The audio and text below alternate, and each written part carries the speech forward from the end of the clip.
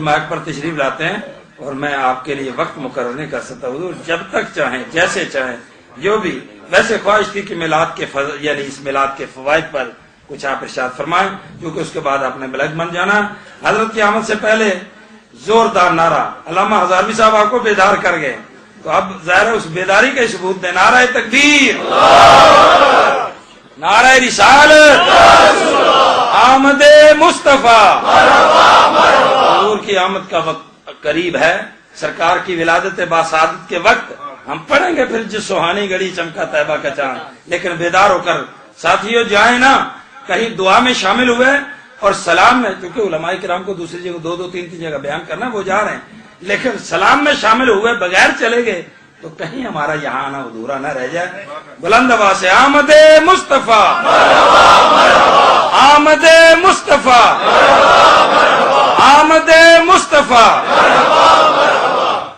معاف کریں، معافی چاہتا ہوں پھر ایک مرتبہ. رب نے یہ زبان دی ہے تو آج کی رات اگر اس زبان سے مصطفیٰ کا نام نہ نکلے تو پھر میں سمجھتا ہوں کہ دل یاد لئی بنایا تے تعریف لئی زبان، دل یاد لئی بنایا تے اکھیاں بنائیاں سونے دے دیدار واسطے. ہماری زبان کا مقصد ہی کیا ہے؟ نعرہ رسالت، نعرہ رسالت، مبلغ اسلام، مبلغ اسلام، محسن اہل سنت، مفتی اسلام حضرت علامہ مفتی محمد اکمل، کامل بھی نہیں اکمل، زندہ باد، پائندہ باد. الحمدللہ رب العالمین والصلاة والسلام علی سید الانبیاء والمرسلین. اما بعد فاعوذ باللہ من الشیطان الرجیم. بسم اللہ الرحمن الرحیم. وما ارسلناک الا شاہدا ومبشرا ونذیرا. صدق اللہ العظیم وصدق رسولہ النبی الکریم. میں یہاں موجود تمام علماء، مشائخ اہل سنت اور آپ سب کی خدمت میں سب سے پہلے مؤدبانہ سلام عرض کرتا ہوں. السلام علیکم ورحمۃ اللہ وبرکاتہ ومغفرتہ. قبلہ ہزاروی صاحب ماشاءاللہ بہت ہی پرجوش بیان فرمایا. صحیح بات ہے، مجھے تو بیان کرنا بھی نہیں آتا. میں تو صرف چند کلمات انشاءاللہ آپ کی خدمت میں عرض کروں گا. اور مجھے ایسا لگتا تھا کہ ہزاروی صاحب کے بیان کے بعد اختتام ہو جانا چاہیے. اتنا ماشاءاللہ اچھا بیان کیا. محبت رسول بڑھانے کے سلسلے میں بہت ہی بہترین بیان تھا. تو اللہ تعالیٰ ان کو مزید برکت عطا فرمائے اور ان کے صدقے اللہ تعالیٰ مجھے اخلاص عطا فرمائے. چند کلمات انشاءاللہ حصول برکت کے لیے عرض کروں گا. دیکھیں، ایک تو اولاً یہ گزارش ہے کہ جب بھی کسی علمی مجلس میں جلوہ افروز ہونے کی سعادت حاصل ہو، ہمیشہ سیکھنے کی نیت سے تشریف لائیں. سیکھنے کا مطلب کیا ہے؟ سیکھنے کا مطلب صرف سن کر اپنی قلبی کیفیات کی تبدیلی نہیں ہے. ہم لوگ عموماً ایسی مجالس میں آتے ہیں اور کوشش یہی ہوتی ہے کہ کوئی اچھا سا بیان سننے کو ملے، نعتیں کوئی خوش الحان نعت خواہ اچھے انداز سے پڑھے، اور جب ہماری قلبی کیفیات بدلتی ہیں یا جس کو ہم کہنے ہمیں مزہ آتا ہے تو ہم کہتے ہیں کہ آج تو ہمارا آنا وصول ہو گیا. باہر نکل کے کہتے ہیں آج تو مزہ آ گیا. اور اگر خدا نہ خواستہ ہمارا قلب کسی کے انداز تقریر کو پسند نہ کرے، کوئی مشہور نامور نعت خواہ نہ ہو، تو یہ جملے بھی سماع خراشی کا سبب بن جاتے ہیں. یار آج تو مزہ نہیں آیا. یعنی حضور کی محفل میں آنے کے بعد مزہ نہیں آیا، تو اس کا مطلب ہے کہ وہ شخص مزے کے لیے آیا تھا، درجات کی بلندی کے لیے نہیں آیا. تو ہمارا مقصد فقط اپنی قلبی کیفیات کی تبدیلی نہیں ہونا چاہیے. لیکن جیسے حضرت صاحب نے آخر میں فرمایا کہ علماء کا وجود، اور حضرت صاحب نے بھی ارشاد فرمایا یہ اللہ کی بہت بڑی نعمت ہے. تو ہمیں سیکھنا اس انداز سے چاہیے کہ جو کوئی علمی بات بیان ہو اسے سنیں، سننے کے بعد کان سے سنیں، دل میں اتر جائے اور اسے پھر محفوظ رکھیں. چاہے اگر آپ کا حافظہ اچھا ہے تو حافظے میں، ورنہ اگر آپ کسی علمی محفل میں بیٹھے ہیں اور قلم ڈائری لے آئیں تو کوئی حرج نہیں ہے، اس کو لکھ لیں، یا اگر تھوڑا سا اچھا حافظہ ہے آپ گھر جا کے اس کو لکھ ضرور لیں، پھر اس کو 2 دفعہ 3 دفعہ 4 بار پڑھ کر کوشش کریں کہ آپ اسے بیان بھی کر سکیں، انہیں بند کر کے آپ اسے بیان کرنے کی عادت ڈالیں۔ اگر آپ نے علمی نکات سیکھنے کے بعد ذہن میں محفوظ رکھ کر انہیں بیان کرنے پر بھی ملکہ حاصل کر لیا، یہ ہے سیکھنا اور یہ آپ کی کامیابی ہے۔ آج ہمارا بچہ گھر میں والد صاحب سے پوچھتا ہے ابا جان ہم 11ویں کیوں مناتے ہیں؟ جمعے کی نماز کے بعد ہاتھ باندھ کر ادب سے اجتماعی طور پہ اردو میں صلاۃ و سلام یا کسی بھی لینگویج میں کیوں پڑھتے ہیں؟ یہ 12ویں کیوں منائی جاتی ہے؟ یا رسول اللہ کیوں کہتے ہیں؟ میرا زندگی کا یہ وسیع تجربہ ہے کہ اکثر والدین جو علماء کی صحبت میں بیٹھنے والے ہیں، کثرت سے جلسے جلوس اٹینڈ کرنے والے ہیں، وہ لاجواب ہو جاتے ہیں، بولتے ہیں بیٹا انشاءاللہ علماء کی محفل میں بیٹھو گے نا خود سیکھ جاؤ گے۔ چلو وہ تو سیکھ جائے گا، تو آپ بھی تو بیٹھے تھے، آپ نے کیا سیکھا؟ اسے مکمل سیٹسفائیڈ کرنا تو آپ کی ذمہ داری تھا۔ اور یہ بھی دیکھا ہے کہ بعض اوقات ڈانٹ دیتے ہیں کس کی صحبت میں بیٹھنے لگے ہو، بڑے سوال کر رہے ہو، ان چیزوں کے بارے میں پوچھتے نہیں ہے بیٹا۔ اس کی وجہ سے اکثر ایسا ہم نے دیکھا کہ جب کوئی شخص قرآن سے یا حدیث سے دلیل دیتا ہے اور فاسد استدلال کر رہا ہوتا ہے، یعنی وہ دلیل اس کے موقف کے مطابق نہیں ہوتی، لیکن ہمیں چونکہ اپنا مسلک مکمل معلوم نہیں، ہم نے اسے سیکھنے کی، سمجھنے کی، ذہن میں محفوظ رکھ کر بیان کی قدرت حاصل کرنے کی زحمت ہی گوارا نہیں کی، تو یہ ون سائڈ دلائل سننے کے بعد ہم سمجھتے ہیں یہ صحیح کہہ رہا ہے اور شاید ہم صحیح نہیں ہے۔ تذبذب کے عالم میں انسان گرفتار ہو جاتا ہے۔ اور پھر بعض اوقات یہ بھی دیکھا ہے کہ مسلمانوں کی ایک میجورٹی دوسری طرف چلی جاتی ہے، عقیدے بدل لیتی ہے۔ پہلے اتنی کثرت سے آپ کو کسی مقام پہ بد مذہب نظر نہیں آئیں گے جتنے آج نظر آتے ہیں، اور آپ ان کی تاریخ اٹھا کے پڑھ لیجیے، ان میں سے اکثر وہ ہوں گے جو پہلے میلاد بھی مناتے تھے، یا رسول اللہ کہتے تھے، ادب سے صلاۃ و سلام پڑھتے تھے، جب وہ گھر سے نکلتے تھے تو ان کی مائیں کہا کرتی تھی جا تجھے اللہ اور اس کے رسول کے حوالے کیا۔ لیکن آج ان کا ذہن بدل گیا۔ ذہن بدلنے کی بڑی وجہ یہی ہے کہ رسمی طور پر علمی محفل میں آ کر بیٹھنا، وقتی طور پہ قلب کی تبدیلی یا کیفیت کی تبدیلی کو کافی سمجھنا، اور باہر نکل کے 2 تعریف جملے بیان کرنے کے بعد اس بیان کو بھول جانا، اور پھر نیکسٹ ٹائم جب کسی اور عالم کے سامنے بیٹھے تو خالی اس ذہن دوبارہ بیٹھ جانا۔ یہ طریقہ کار مناسب نہیں ہے۔ سیکھیے، سمجھیے، ذہن میں محفوظ رکھیے، اور جب تک آپ نے جو سیکھا اسے آپ بیان نہ کر سکیں سمجھے میں نے کچھ نہیں سیکھا۔ دیکھیں میری گزارش ہے یہ، آپ اس چیز کو سمجھیے گا، یہ بہت امپورٹنٹ ہے۔ آنے والی نسلوں کے ایمان کو محفوظ رکھنے کے لیے ہر شخص کو عقیدے کا مبلغ بننا ضروری ہے۔ اگر نہیں بنیں گے، صرف علماء پر تکیہ کر کے رکھیں گے تو علماء تک آپ کی رسائی، آپ کی نسلوں کی رسائی ہم وقت نہیں ہو سکتی ہے۔ نتیجہ بگاڑ کی صورت میں ظاہر ہوگا۔ اللہ نہ کرے آپ کی آنکھوں کے سامنے گھر سے ایک بدمذہب پیدا ہوگا، اللہ نہ کرے، اور آپ جلتے کڑتے رہیں گے اور نتیجہ بہت خراب نکلے گا کہ اس کی نسلیں بدمذہب ہوتے چلے جائیں گے۔ مثال کے طور پہ میں نعت سن رہا تھا، اس میں دیکھیں 2 ورڈز یوز ہوئے، ایک امی کا لفظ آیا، ایک در یتیم۔ امی کا معنی کیا ہوتا ہے؟ ہم نبی کو امی کہتے ہیں۔ امی کا لغوی معنی ہوتا ہے ان پڑھ، جس کو پڑھنا لکھنا نہ آئے اس کو امی کہتے ہیں۔ لیکن ہمارے نبی کریم صلی اللہ علیہ وسلم کے لفظ امی استعمال ہوا کہ نہیں ہوا؟ تو کیا معاذ اللہ اسی معنی میں استعمال ہوتا ہے؟ نہیں، ہمارے ہاں شرعن نبی کریم صلی اللہ علیہ وسلم کے لیے جب لفظ امی استعمال ہوگا تو اس کا مطلب یہ ہے کہ بغیر کسی استاد کی مدد کے پڑھا لکھا،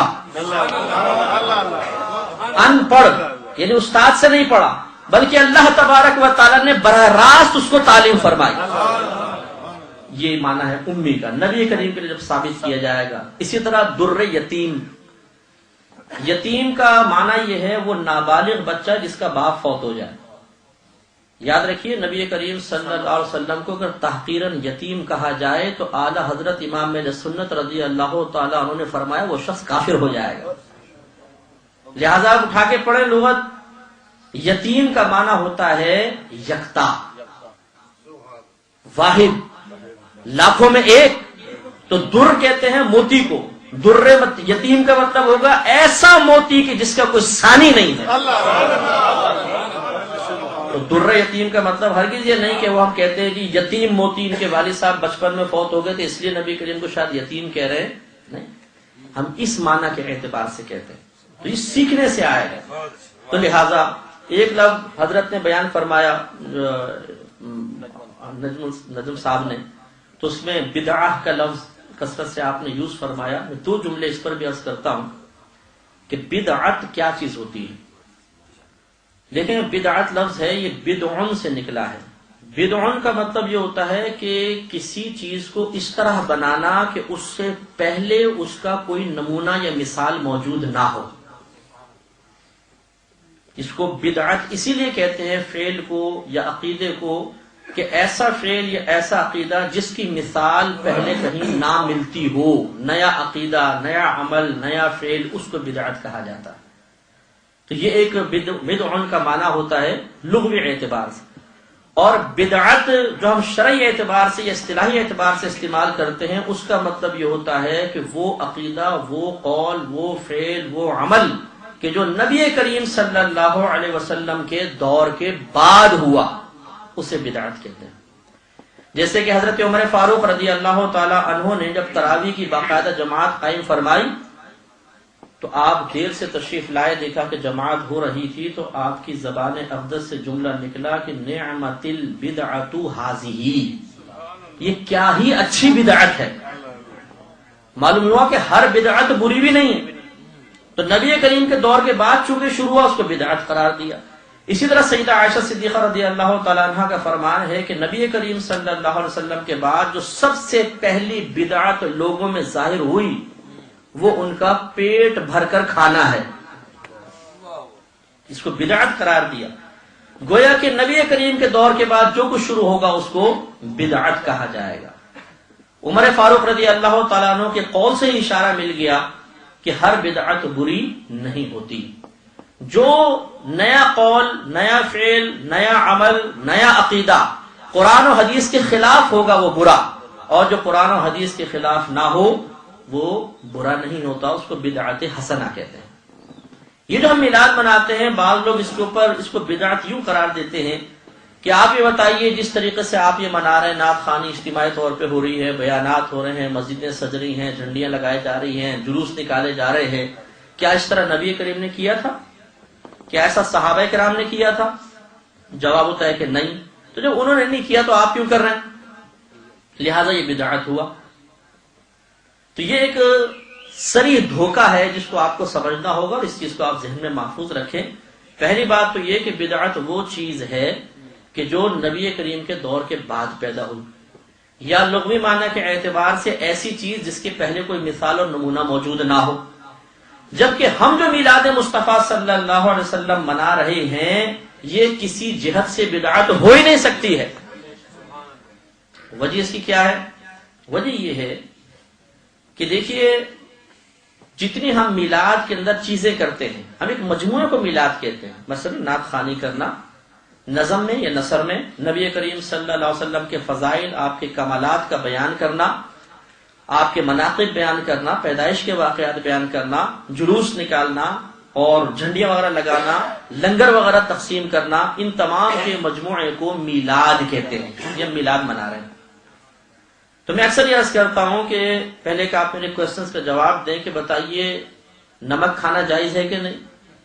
مرچیں، گوشت، چاول، پیاز، ٹماٹر، گرم مسالہ جائز؟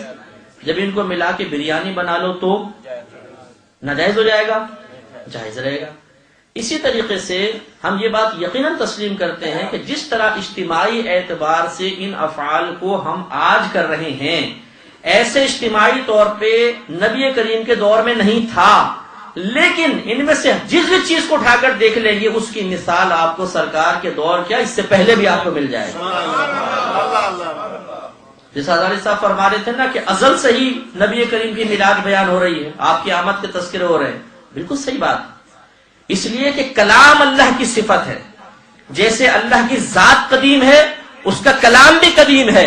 اور اس کا کلام نبی کریم صلی اللہ علیہ وسلم کی مدح و ثنا اور آمد کے کلمات پر مشتمل ہے، لہذا کہا جا سکتا ہے کہ نبی کریم کا میلاد ازل سے ہی بیان ہو رہا ہے۔ تو یہ تمام چیزیں جو ہیں نبی کریم کے دور میں ثابت، صحابہ کرام کے دور میں ثابت، لہذا میرا اصل موضوع یہ نہیں ہے، میں ضمناً ایک بات آپ کو عرض کر رہا ہوں، تو یہ بدعت نہیں ہے۔ اور یہ بھی یاد رکھیے گا کہ یہ اعتراض ہی غلط ہے کہ کیا نبی کریم نے کیا تھا، کیا صحابہ کرام نے کیا تھا، اگر نہیں کیا تو آپ کیوں کرتے؟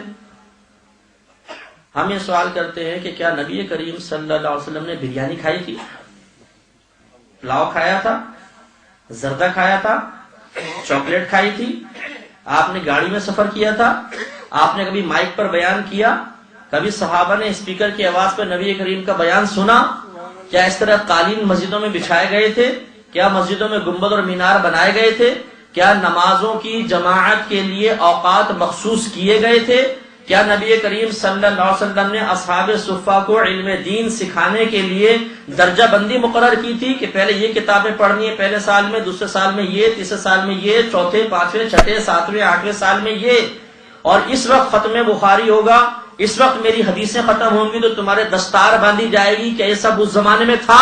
نہیں، اس دور میں ہے۔ جب یہ سب جائز ہے تو صرف میلاد مصطفیٰ ناجائز کیسے ہو سکتا ہے؟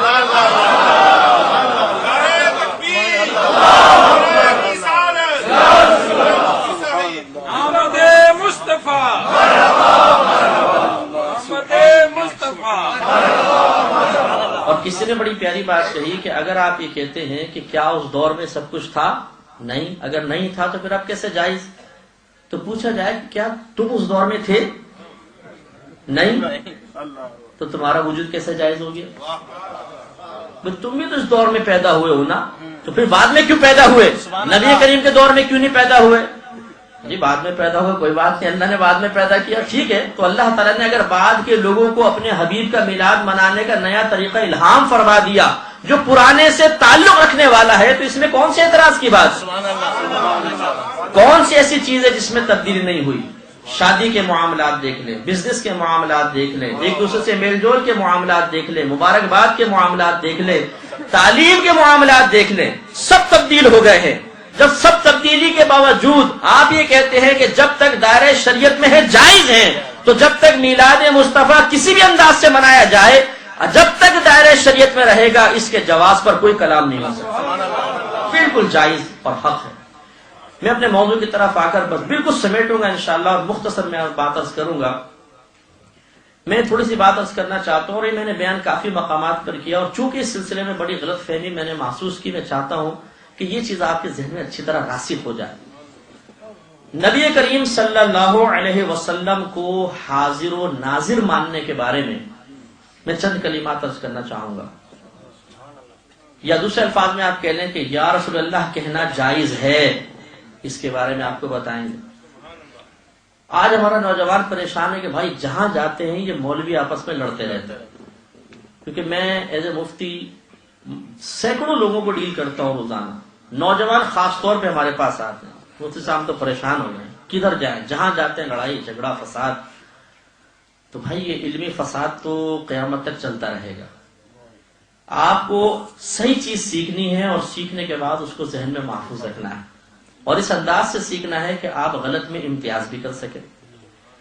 یہ یاد رکھیے گا کہ جو نبی کریم صلی اللہ علیہ وسلم کو حاضر و ناظر مانے گا وہ یا رسول اللہ کہنے کو بھی جائز کہے گا، اور جو نبی کریم صلی اللہ علیہ وسلم کو حاضر و ناظر تسلیم نہیں کرتا وہ کہے گا یا رسول اللہ کہنا کفر و شرک ہے۔ تو یہ حاضر ناظر کا عقیدہ ہے کیا؟ غور سے سمجھیے گا، اس کے دو معنی ہیں، ایک لغوی اور ایک شرعی۔ گزارش کروں گا یہ پکچرز نہ کھینچیں کیونکہ آپ ساؤنڈ کی وجہ سے ڈسٹرب ہو رہے ہیں، ذرا سنیے غور سے اور سیکھ لیجیے۔ ایک حاضر ناظر کا لغوی معنی ہے، لغوی معنی کے اعتبار سے حاضر مینز موجود، اور ناظر کا معنی دیکھنے والا۔ تو آپ سب بھی حاضر ناظر ہیں کہ موجود بھی ہیں، دیکھ بھی رہے ہیں۔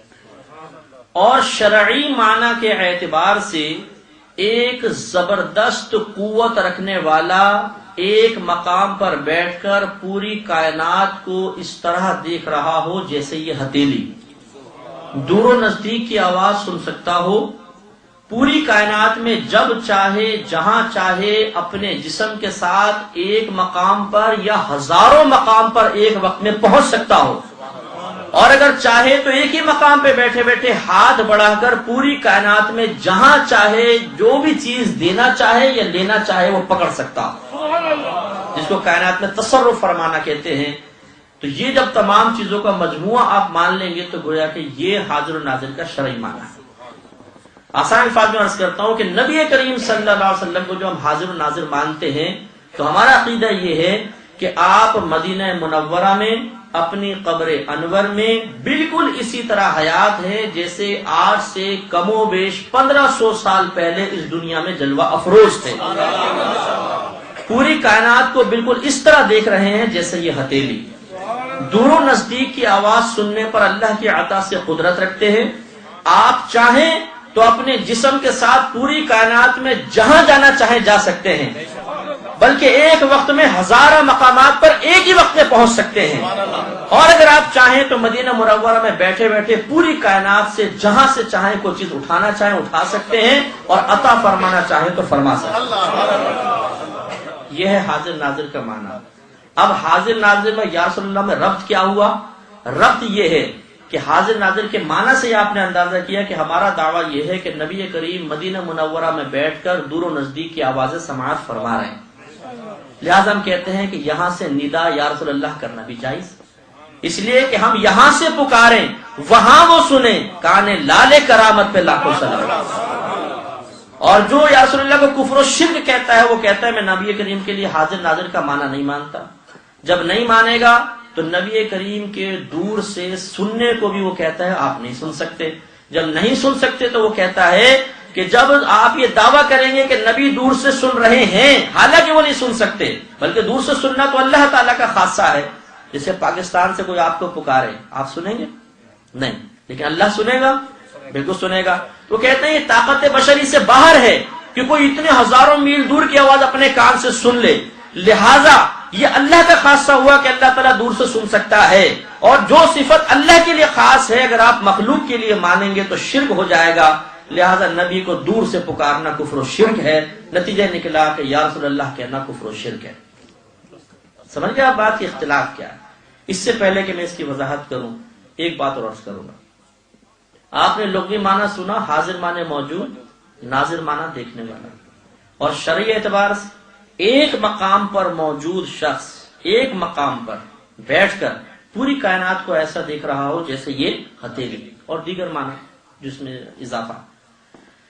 یاد رکھیں اللہ تعالیٰ کو لغوی معنی کے اعتبار سے حاضر و ناظر کہنا جائز، کیونکہ اللہ تعالیٰ موجود بھی ہے اور دیکھنے والا بھی ہے۔ لیکن اگر حاضر ناظر کا شرعی معنی اللہ کے لیے ثابت کریں گے تو کفر ہو جائے۔ وجہ کیا ہے؟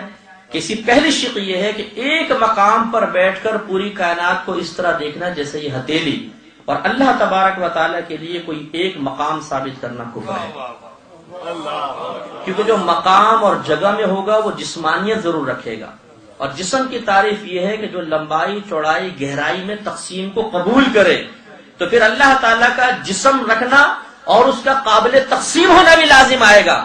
حالانکہ یہ دونوں عوارض دیگر مخلوقات ہو سکتے ہیں، عوارض مخلوقات ہو سکتے ہیں، یہ خالق کے عوارضات نہیں ہیں، اس لیے کہ قرآن میں اعلان ہو گیا لیسا کمثلہ شیء، اللہ تعالیٰ کی مثل کوئی شے نہیں۔ جب اللہ کی مثل کوئی شے نہیں ہے تو ہماری جسمانیت تو اللہ کی جسمانیت نہیں ہو سکتی، ہم ایک جگہ میں ہو سکتے ہیں تو اللہ تعالیٰ ایک جگہ میں نہیں ہو سکتا۔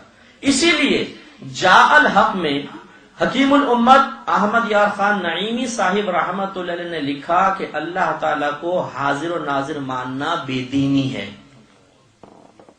کس معنی کے اعتبار سے؟ شرعی معنی کے اعتبار سے۔ کس معنی کے اعتبار سے؟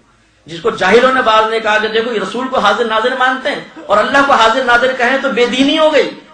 تو بھائی پہلے لغوی اور شرعی معنی تو سمجھو، وہ ایک عالم کا قلم چل رہا ہے، کسی جاہل کا تو نہیں ہے۔ تو حکیم الامت نے لکھا شرعی معنی کے اعتبار سے اللہ تعالیٰ کو حاضر و ناظر کہنا بے دینی ہوگا۔ بس تھوڑی تھوڑی باتیں میں اسی پر عرض کروں گا، ٹائم کی قلت میرے پیش نظر ہے۔ پہلی بات کہ ہمارا دعویٰ یہ ہے، اچھا چلے پہلے وہ بعد میں کرتا ہوں، تھوڑے سے دو تین اعتراض اور اس کے جوابات۔ پہلا اعتراض تو یہ کہ یا تو اسے کہا جاتا ہے جو زندہ ہو، آپ نبی کریم کو یا کہہ رہے ہیں؟ معاذ اللہ وہ لوگ تو الٹے سیدھے الفاظ بھی کہتے ہیں نا نبی کریم کے لیے. جو وفات پا گیا اس کو یا کے ساتھ ندا کرنا یہ کیسے جائز ہو سکتا ہے؟ ہمارا جواب یہ ہے کہ پہلی بات تو یہ کہ جو وفات پا گیا اسے بھی یا کے ساتھ ندا کرنا خود ہمارے نبی سے ثابت ہے.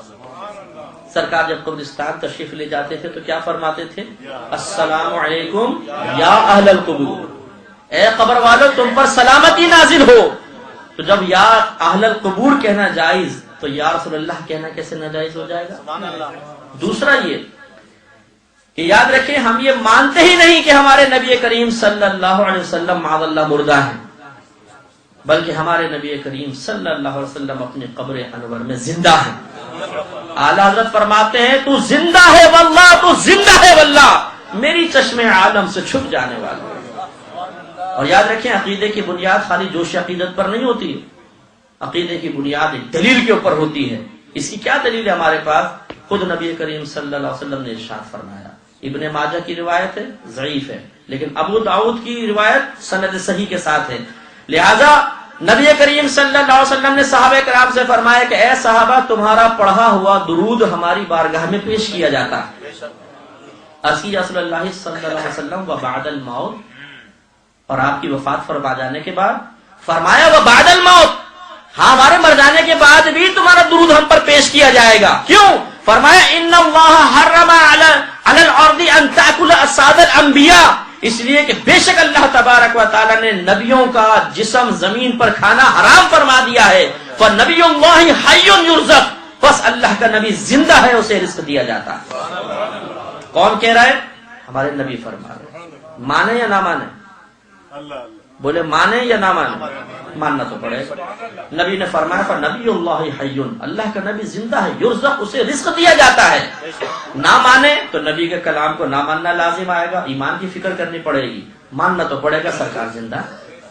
تو لہٰذا جب زندہ ہیں تو ہم زندہ کو ندا کر رہے ہیں، معاذ اللہ کوئی مٹی کے ڈھیر کو تو نہیں کر رہے ہیں.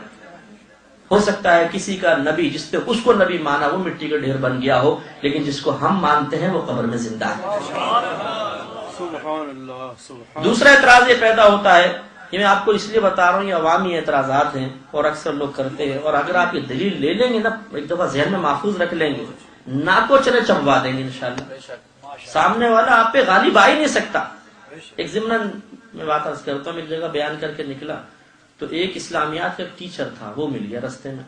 کہنے لگا میں نے ابھی آپ کا بیان سنا، آپ نے جو حدیثیں بیان کی اس سے بظاہر ایسا لگتا ہے کہ نبی کریم صلی اللہ علیہ وسلم کو علم غیب حاصل تھا. حالانکہ اس نے کتاب کی کاپی نکالی، دیکھیں کہ آیتیں اس میں ساری جو اللہ کے لیے علم غیب خاص بیان فرمایا گیا یا نبی کریم یا دیگر مخلوقات سے علم غیب کی نفی، وہ بہت ساری آیتیں لے کر آیا ہوا. میں نے اس سے کہا یہ آپ تھوڑا بند کریں، مجھے ایک سوال کا جواب دیں، یہ بتائیے غیب کہتے کس کو ہیں؟ آپ یقین کیجئے وہ متحیر ہو گیا. کہنے کا اچھا میں بعد میں آؤں گا تیاری کر کے. جاؤ شاباش. اچھا میرے ساتھ ایک دوست کھڑے ہوئے تھے، انہوں نے یہ چیز سیکھ لی. وہ مجھے بتا رہے تھے کچھ عرصے بعد میں کہیں سے گزر رہا تھا تو ایک شخص جو بد مذہب تھا ایک آدمی کو لے کے اسے کہہ رہا تھا بھائی نبی کو علم غیب نہیں ہوتا، اور یوں سمجھا رہا تھا. کہہ رہا میں پہنچ گیا وہاں پہ، میں نے آپ کا طریقہ استعمال کیا. میں نے کہا ٹھہر جاؤ، تم یہ بتاؤ تمہیں غیب کی تعریف پتہ ہے؟ تو وہ اس نے کہا نہیں مجھے نہیں پتا. کہا جاؤ پہلے سیکھ کر آؤ. پھر بعد میں کہنا یقین کرو خود مجھے بھی نہیں پتا تھا. اگر مجھ سے پوچھ لیتا تو کیا ہوتا. لیکن اللہ نے میری عزت رکھی. دیکھیں ایک دلیل ہاتھ میں آئی، کم از کم غالب تو آیا نا، ایک شخص کے ایمان کو تو بچا لیا. اس لیے ہم گزارش کرتے ہیں کہ یہ بالکل عظمت کے لحاظ سے بہت بڑی، ویسے چھوٹی چھوٹی باتیں ہیں لیکن آپ کے لیے ایک سہارا ہے. اعتراض یہ ہے کہ یا کے ساتھ ندا تو اسے دی جاتی جو سامنے موجود ہو، حالانکہ آپ نے خود بیان کیا کہ نبی کریم صلی اللہ علیہ وسلم ہزاروں میل دور مدینہ منورہ میں ہیں. تو آپ یہ عجیب بات کر رہے ہیں، یا کے ساتھ آپ ندا کر رہے ہیں. اس کا جواب یہ ہے کہ اگر اس نے نحو کی ابتدائی کتاب بھی پڑھی ہوتی عربی لغت کی تو کبھی یہ جہالت کا مظاہرہ نہ کرتا. کلام عرب میں 5 الفاظ ہیں جو سامنے والے کی توجہ کو اپنی جانب مبذول کرنے کے لیے استعمال کیے جاتے ہیں. آیا، حیا، اے، ا اور یا. بس آواز دیتے ہیں حیا عبداللہ، آیا عبداللہ، یوں آواز دیں گے. تو اس میں سے آیا اور حیا جو ہے یہ دور کو شخص ہوتا ہے اس کو پکارنے کے لیے ہے. اے اور آ یہ قریب شخص کو پکارنے کے لیے ہے. اور یا قریب اور بعید دونوں کے لیے استعمال ہوتا ہے. لہذا یہ غلط اعتراض ہے کہ جو سامنے موجود اس کو یا کہہ سکتے ہیں، دور والے کو نہیں. لغت اٹھا کے پڑھیے، لغت بتاتی ہے عرب لوگ اس یا کو دونوں کے لیے استعمال کرتے ہیں. تیسرا اعتراض،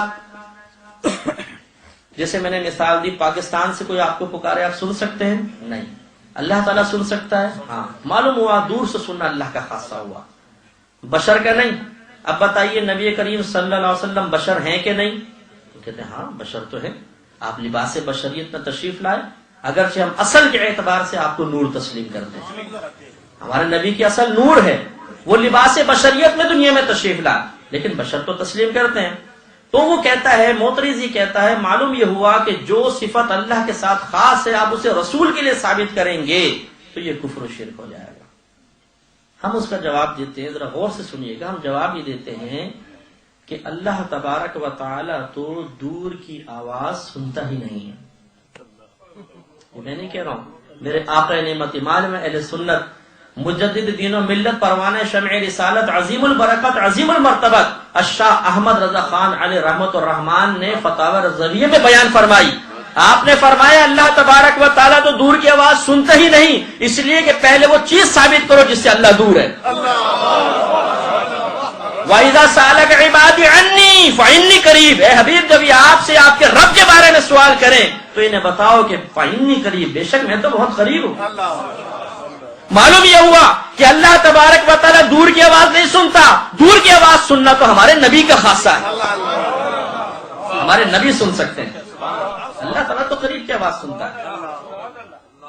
اور دوسری بات، ہمارا اعتقاد و اعتماد نبی کے سننے پر نہیں، اللہ کی قدرت پر ہے.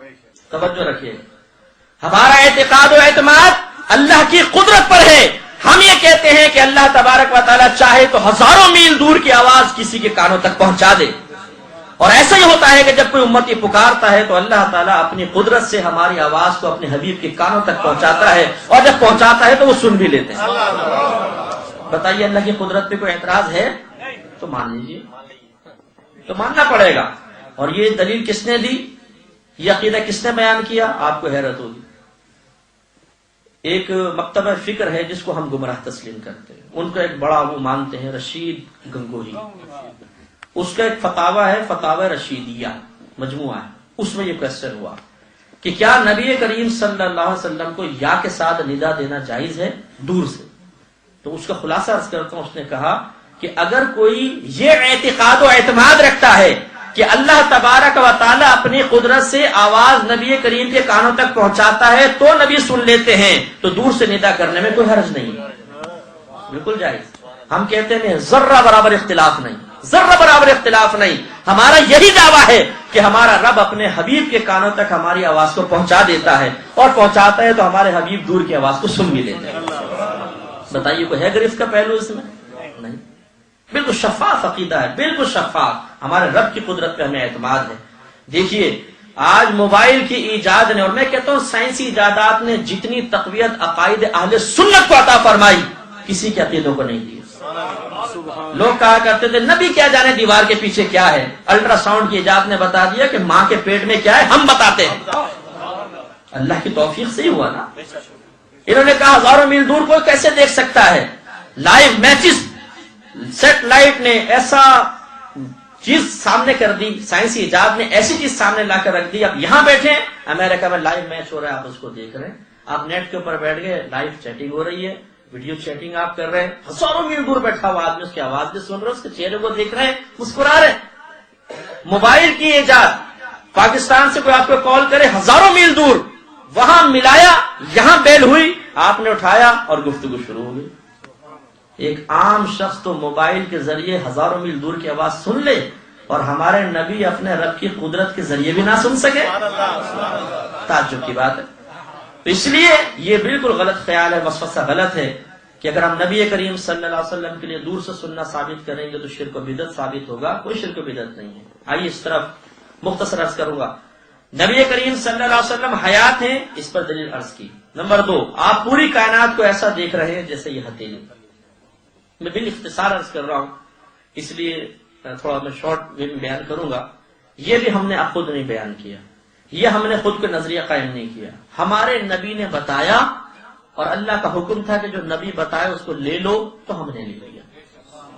نبی کریم صلی اللہ علیہ وسلم کی یہ حدیث ہے، ابن ماجہ صحیح ستہ کی روایت ہے، آپ نے شاید فرمایا کہ ان اللہ زوى لي الارض فرأيت مشارقها ومغاربها، بے شک اللہ تبارک و تعالی نے میرے لیے زمین کو سمیٹ دیا تو میں نے اس کے مشرقوں کو بھی دیکھ لیا، اس کے مغربوں کو بھی دیکھ لیا، سمیٹ کے حبیب کے سامنے پیش کر دیا، سب کچھ دیکھ لیا، ملاحظہ فرمایا۔ شاید آپ کے ذہن میں سوال بیدار ہوگا، یہ تو ایک معجزہ تھا نا، ظہور پذیر ہوا، ختم، یہ کہاں سے ثابت ہوا کہ یہ نبی کریم صلی اللہ علیہ وسلم کی دائمی صفت بھی ہے؟ یہ قرآن سے ثابت ہوا۔ ہم کہتے ہیں یہ قرآن سے ثابت ہوا اس لیے کہ اللہ تبارک و تعالیٰ نے فرمایا وَلَلْآخِرَةُ خَيْرٌ لَكَ مِنَ الْأُولَىٰ، اے حبیب ہر آنے والی گھڑی فضائل و کمالات و برکات و انعامات کے اعتبار سے پہلی گھڑی سے آپ کے لیے افضل ہے، اور افضلیت انعام کے رہنے میں ہے، چھن جانے میں نہیں۔ اور یہ بھی یاد رکھیے گا، نبی کریم صلی اللہ علیہ وسلم کی بخاری کی روایت ہے، آپ نے ارشاد فرمایا کہ جس نے تحفہ دے کر واپس لے لیا، یہ بالکل ایسا ہے جیسے قے کرنے کے بعد اس کو چاٹ لینا، وومیٹنگ کر کے خود چاٹ لینا، اس کو کتنا گندا یہ فیل ہوگا۔ لہذا اس سے فقہاء اسلام نے نکالا کہ چونکہ سرکار نے قبیح چیز کے ساتھ مشابہت دی ہے، لہذا تحفہ دے کر واپس لینا مکروہ تحریمی ہے، حرام کے نزدیک ہے۔ جب یہ ثابت ہو گیا تو اس طرف آئیے، اللہ نے اپنے حبیب کو کچھ دیا تو واپس کیسے لے سکتا ہے؟ جو چیز وہ اپنے بندوں کے لیے پسند نہ کرے، اپنے حبیب کے ذریعے اتنی سخت وعید فرمائے کہ حرام ہے تمہارا تحفہ دے کے واپس لینا، تو یاد رکھیے کہ جو بری صفت مخلوق کے لیے ناجائز ہے، خالق کو اس سے پاک ماننا فرض ہے۔ ہم جھوٹ بول سکتے ہیں، ہمیں اس سے بچنے کا حکم دیا گیا، اللہ تعالیٰ کو اس سے پاک ماننا فرض۔ تحفہ دے کے واپس لینا ہمارے لیے برا قرار دیا گیا، اللہ تعالیٰ کو اس سے پاک ماننا فرض۔ لہذا اللہ نے جو اپنے حبیب کو دیا وہ دینے کے لیے ہی دیا تھا، رکھنے کے لیے دیا تھا، واپس لینے کے لیے نہیں۔ تو ہمارے سرکار کی جو صفت ہے وہ دائمی صفت ہے، وہ کبھی واپس لینے کے لیے نہیں دی گئی۔ سبحان اللہ سبحان اللہ۔ دور سے آپ آواز سن لیتے ہیں، ہمارا عقیدہ ہے۔ نبی کریم صلی اللہ علیہ وسلم مسجد نبوی میں تشریف فرما ہے، صحابہ کرام بیٹھے ہوئے ہیں، ایک زوردار دھماکے کی آواز آئی، نبی کریم صلی اللہ علیہ وسلم نے صحابہ کرام سے پوچھا ہے میرے صحابہ جانتے ہو یہ کس چیز کی آواز ہے؟ عرض کی اللہ و رسولہ اعلم۔ توجہ چاہوں گا، کیا کہا؟ اللہ و رسولہ اعلم، اللہ تعالیٰ اور اس کے رسول خوب جانتے ہیں۔ سرکار نے جواب میں یہ نہیں فرمایا خبردار ایک صفت میں مجھے اللہ کے ساتھ شریک کر رہے ہو، اللہ بہتر جانتا ہے، رسول کیا جانے، نہیں۔ اور جملہ بھی کیا بولا؟ اللہ و رسولہ اعلم۔ عالم اس میں تفضیل کا صیغہ ہے، اس میں تفضیل وہ اسم ہوتا ہے کہ جس ذات پر بولا جائے گا، گویا کہ آپ ثابت کر رہے ہیں کہ اس میں کوئی وصف دوسروں کے مقابلے میں زیادہ ہے۔ تو اعلم مانے دوسروں کے مقابلے میں زیادہ جاننے والا۔ صحابہ نے اللہ کو بھی زیادہ جاننے والا قرار دیا، نبی کو بھی زیادہ جاننے والا قرار دیا، اور ساتھ ملا کر ذکر کر دیا۔ نبی کریم نے اس سے منع نہ فرمایا، نبی کریم کا منع نہ فرمانا اس کے جواز کی دلیل ہے، کیونکہ اس کو حدیث تقریری کہتے ہیں کہ نبی پر فرض ہے کہ کسی ناجائز چیز کو دیکھے یا سنے تو اس سے منع کرے، اور اگر نبی خاموش رہے گا تو گویا کہ آپ کی خاموشی اس کے جواز کی دلیل ہوگی۔ اس کو حدیث تقریری کہتے ہیں اصطلاح میں۔ تو نبی کریم نے خاموشی اختیار فرمائی، اس لیے آپ یہ کہہ سکتے ہیں کہ اللہ اس کے رسول نے ہمیں غنی کر دیا، اللہ اس کے رسول نے فضل فرمایا، اللہ اس کے رسول حفاظت فرماتے ہیں۔ مجھے اچھی طرح یاد ہے، میں جب اسکول جاتا تھا میری نانی مجھے رخصت کرتے ہوئے کہتی تھی جا بیٹا اللہ اس کے رسول تیری حفاظت فرماتے۔ بڑے خوش عقیدہ لوگ ہوا کرتے تھے، بے شک ان کی دعاؤں کی برکت ہے، آپ بزرگوں کے قدموں کی برکت ہے کہ بے شک حفاظت ہو رہی۔ تو صحابہ کرام نے عرض کیا اللہ و رسولہ اعلم، اللہ اس کے رسول بہتر جانتے ہیں۔ چلے ضمن ایک علمی بات عرض کر دیتا ہوں، بہت ضروری ہے۔ وصف علم میں صحابہ نے اللہ تعالی رسول کا ساتھ ذکر کیا۔ کوشچن بیدار ہوتا ہے کہ یہ شرک کیوں نہیں ثابت ہوا؟ علم اللہ کے لیے بھی ثابت کیا ایک وصف، اور وہی رسول کے لیے بھی ثابت کیا، تو شرک کیوں نہیں ہے؟ اس کا جواب یہ ہے، پہلے میں آپ سے پوچھتا ہوں، دیکھیں آپ دیکھتے ہیں، دیکھنا ایک وصف ہے، اللہ تعالیٰ دیکھتا ہے، آپ کہیں گے جی ہاں، تو جو وصف آپ نے اللہ کے لیے ثابت کیا وہ اپنے لیے بھی کر لیا، آپ کافر و مشرک ہو گئے۔ بولے ہوئے کہ نہیں ہوئے؟ ارے لا ولا ولا قوت نہیں ہوئے، بات کریں ہو گئے اللہ استغفر اللہ۔ آپ کہیں گے نہیں ہوئے اور میں پوچھوں گا کیوں نہیں ہوئے؟ ہاں اب آپ سوچیں گے یار کیوں نہیں ہوئے؟ وجہ یہ ہے کہ یہاں 4 فرق ہے، اگر ان 4 فرقوں کو ملحوظ رکھا جائے تو کفر و شرک ثابت نہیں ہوتا۔ وہ کیا ہے؟ اللہ کا دیکھنا قدیم ہمیشہ سے، ہمارا غیر قدیم۔ اللہ کا ذاتی یعنی اسے کسی نے نہیں دیا، ہمارا عطائی اللہ کا عطا کردہ۔ اس کا لامحدود، ہمارا محدود۔ اس کا غیر فانی، ہمارے دیکھنے پہ فنا ممکن۔ جب یہ 4 فرق ہو گئے تو کفر و شرک آیا۔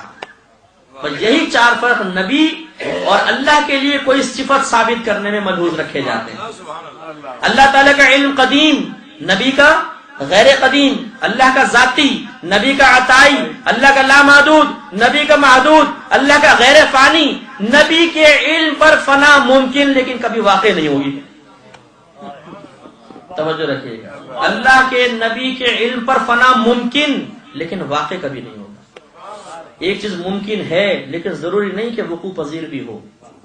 لیکن یہ ہو سکتا ہے میں یہ مائک اٹھا کے بھائی کے سر پہ مار دوں، پاسبل ہے، میں بھی ہو سکتا ہے، لیکن کیا میں جرأت کروں گا؟ نہیں۔ ایک چیز ممکن ہے، وقوع پذیر نہیں ہو رہی۔ اور یہ بھی ہو سکتا ہے کہ حنیف بھائی کو جوش چڑھ جائے اور یہ مائک اٹھا کے میرے سر پہ مار دیں۔ میں ممکن تو ہے، ہلکا سا مائک اٹھا کے مار سکتے ہیں لیکن کیا ماریں گے؟ نہیں۔ تو ضروری نہیں ہے کہ کوئی چیز ممکن ہو تو واقع بھی ہو جائے، لہذا نبی کے علم پر فنا کا وقوع ممکن تو مانا جائے گا تاکہ علم الہی میں اور علم نبی میں فرق ہو جائے۔ لیکن ہم کہیں گے اللہ نے خود فرمایا وَلَلْآخِرَةُ خَيْرٌ لَكَ مِنَ الْأُولَىٰ، اے حبیب ہر آنے والی گھڑی آپ کے لیے پچھلی گھڑی سے افضل ہے، لہذا علم کبھی چھینے گا نہیں۔ یہ 4 فرق ملحوظ رکھیے۔ صحابہ نے عرض کیا اللہ و رسول عالم، سرکار مدینہ صلی اللہ علیہ وسلم نے ارشاد فرمایا یہ ایک چٹان کی آواز تھی جو آج سے 70 سال پہلے 70 ایئرز پہلے جہنم میں گرائی گئی تھی، یہ آج اس کی تہ میں پہنچی ہے، تم نے اس کی آواز سنی۔ جہنم کی گہرائی میں ایک چٹان، چھوٹا کنکر نہیں، چٹان کتنی رفتار سے گری ہوگی اور 70 سال تک سطح زمین پر بیٹھ کر نہ صرف اللہ کا نبی سن رہا ہے بلکہ آپ کے قدموں کی برکت سے صحابہ کرام بھی سن رہے ہیں۔ اور اللہ نے فرمایا وَلَلْآخِرَةُ خَيْرٌ لَكَ مِنَ الْأُولَىٰ، اے حبیب آنے والی گھڑی آپ کے لیے پہلے سے افضل۔ تو جو آج سے 70 سال پہلے سطح زمین پر بیٹھ کر، آج سے کم و بیش 1500 سال پہلے سطح زمین پر بیٹھ کر جہنم کی گہرائی میں 70 سال تک گرنے والی چٹان کی آواز سن رہا ہے، اگر اس کے بارے میں عقیدہ رکھا جائے کہ ہم یہاں سے پکاریں وہاں وہ سنیں، کانے لالے کرامت پہ لاکھوں سلام، تو کون سے تعجب کی بات ہے؟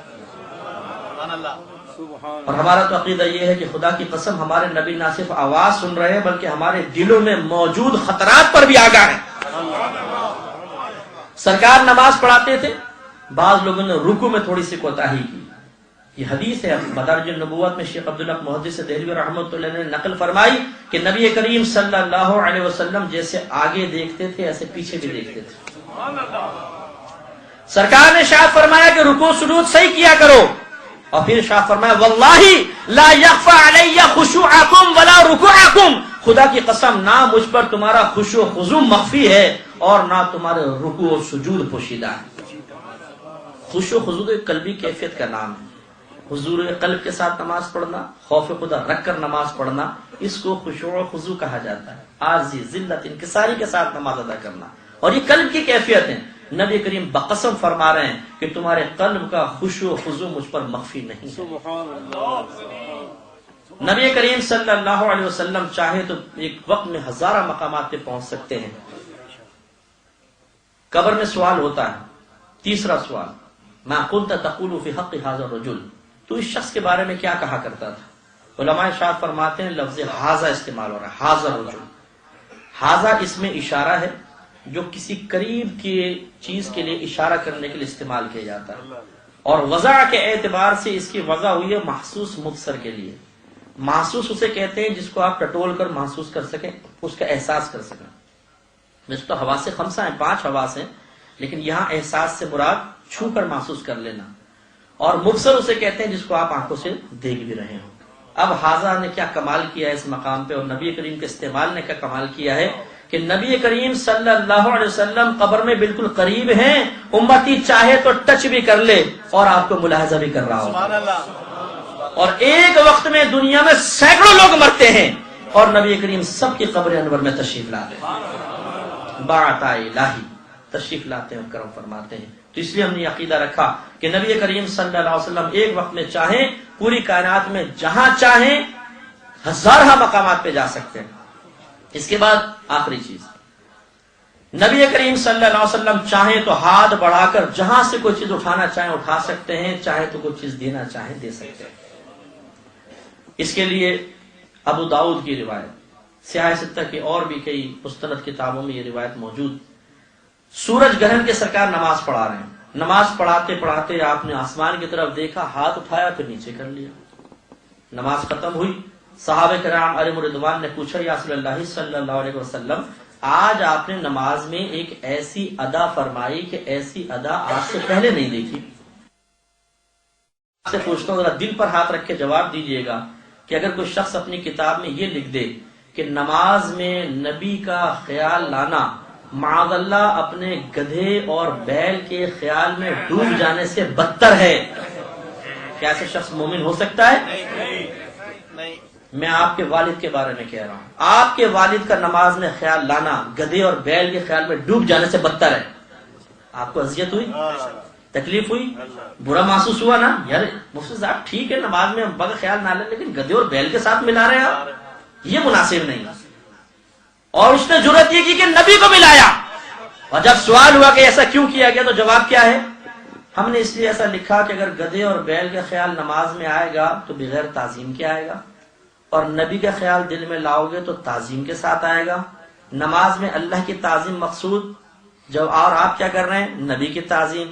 تو جس نماز میں اللہ کی تعظیم ہونی چاہیے اس میں نبی کی تعظیم آ جائے گی تو یہ شرک تعظیم ثابت ہو جائے گا، تعظیم کا شرک، یعنی اللہ کی تعظیم کے ساتھ ساتھ نبی کی بھی تعظیم۔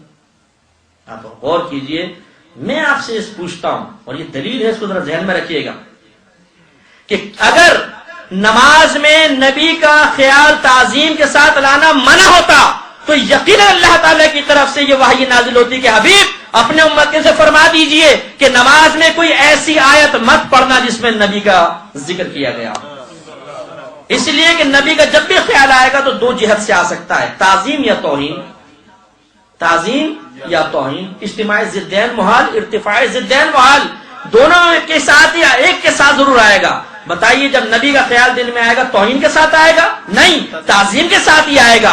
ہمیں آیات پڑھنے کی مطلقاً اجازت دے دی گئی، لہذا معلوم یہ ہوا کہ اللہ تبارک و تعالیٰ کی خود یہ مشیت ہے کہ آیت پڑھ کے نبی کی تعظیم کو قلب میں لا سکتے ہو۔